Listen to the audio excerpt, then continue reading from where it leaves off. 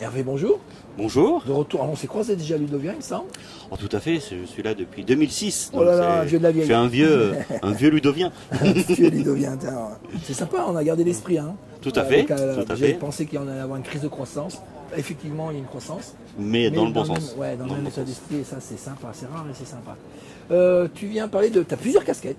Hervé, il a plusieurs casquettes. Est-ce que tu peux parler des différentes casquettes que tu as? Je viens surtout au titre de président de la FINEF. Donc je suis président de la FINEF, l'Association française des industriels du numérique, de l'éducation et de la formation, donc qui s'est créé en 2012 et qui regroupe aujourd'hui 90 membres, donc 90 sociétés qui travaillent dans le numérique éducatif.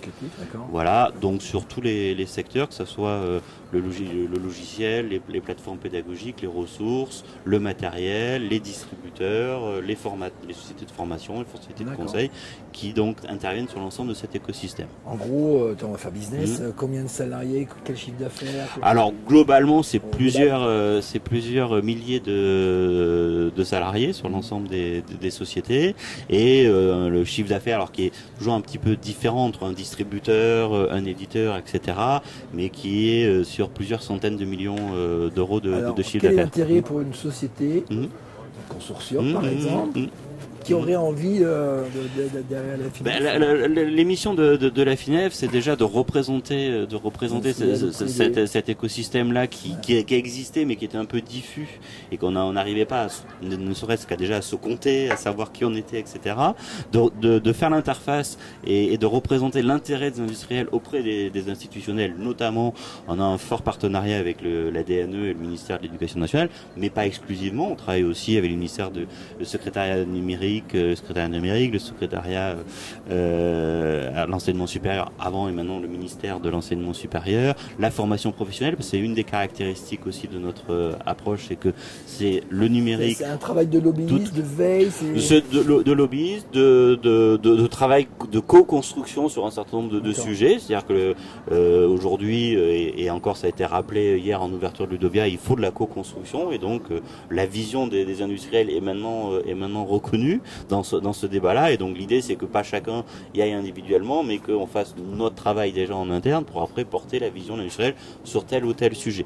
Donc ça c'est vraiment le premier sujet intéressant pour adhérer à la FINEF. Le deuxième axe de la FINEF, c'est de développer et de promouvoir cette filière-là, et donc on a un événement que l'on a créé l'an dernier qui s'appelle EduSpot, qui a lieu en mars au Palais des Congrès, qui a eu la première édition. Il y aura la deuxième en mars prochain, qui a réuni plus de 7000 personnes pour, pareil, développer cet écosystème et faire travailler ensemble les industriels, mais aussi les collectivités, le ministère, les acteurs de terrain pour co-construire l'établissement. Et dernier aspect, le développement international, puisqu'on a une filière française où on s'aperçoit finalement on est nombreux, on a un vrai potentiel, un vrai savoir-faire français qui est peu développé à l'international, parce que c'est souvent des petites structures qui n'ont pas forcément les moyens ou le savoir-faire, et du coup on essaye de mener en des actions collectives. On a un partenariat avec Business France, donc il y a le plus gros événement que l'on fait, c'est le BET,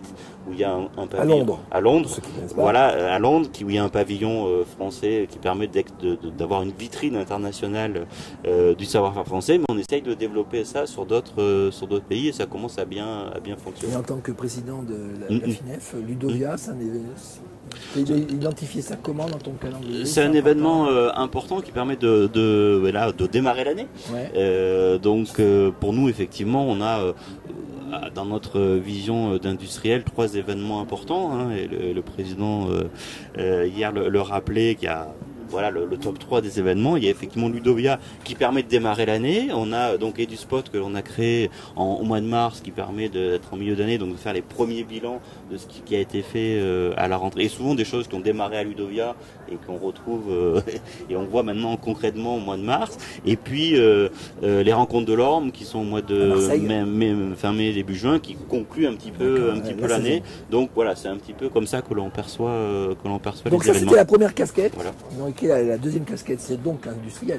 Donc je suis aussi industriel, j'ai un autre métier que président de la FINEF, donc je suis président d'ITOP Éducation. Donc nous sommes éditeurs de solutions numériques pour l'éducation, nous sommes leaders sur les environnements numériques de travail, et on présente là sur Ludovia, puisqu'on démarre à cette rentrée notre nouvelle solution qui s'appelle OZ, qui est on va dire un ENT de dernière génération. On a refondu complètement le concept de NT et toute l'architecture qui va avec pour avoir quelque chose de beaucoup plus adapté aux usages et aux besoins d'aujourd'hui. Les solutions de NT que nous avions ou qui existent aujourd'hui ont été conçues il y a 10 ans. Alors, il y a 10 ans, ça paraît pas si loin que ça, mais à l'échelle du numérique, c'est très très vieux. Il n'y avait pas de tablette, il n'y avait pas de smartphone, il y avait très peu de haut débit, de Wi-Fi, les usages n'étaient pas du tout les mêmes. Donc on a repensé tout ça avec les besoins et les contraintes d'aujourd'hui. Donc c'est une solution qu'on a présentée déjà il y a quelques temps et qui démarre, donc qui fait sa première rentrée dans les établissements scolaires en ce moment. Dans le souk numérique, on retrouve. Donc on est à l'entrée. À l'entrée. Voilà, à l'entrée du casino alors. Non, dans le chapiteau de l'accueil. Dans le chapiteau d'accueil. Voilà, où il faisait un petit peu chaud hier, mais ça permet, voilà. Mais aujourd'hui il y a la clim, donc tout va bien, donc c'est parfait. Donc on se retrouve là pour découvrir la plateforme OZ. OZ, je vais dire OZ, non. OZ. Osez venir nous voir. Osez aller nous voir. Merci. Merci. À l'année prochaine. Et bon Ludovia. Merci.